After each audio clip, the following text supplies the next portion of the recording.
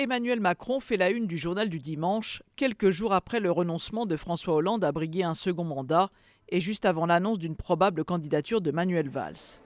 En marche depuis plusieurs mois déjà, celui qui a été le ministre d'un gouvernement socialiste, sans en être un, est un candidat qui refuse de participer à la primaire de gauche. La primaire du Parti socialiste, ce n'est rien d'autre qu'un congrès qui ne veut pas dire son nom.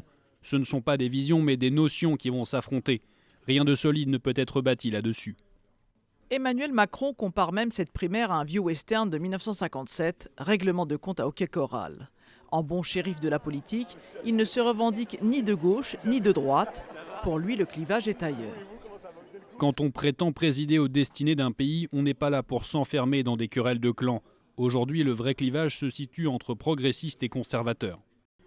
L'ex-ministre de l'économie avait déjà utilisé ce terme vendredi au Women's Forum pour rassembler ce qu'il considère comme étant son camp.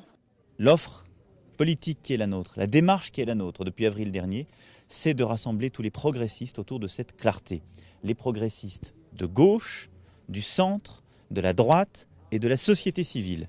Emmanuel Macron considère que la vie politique telle qu'elle est organisée aujourd'hui crée de la fatigue démocratique. Avec ses centaines de parrainages, il se dit confiant pour la suite, y compris en cas d'échec en 2017.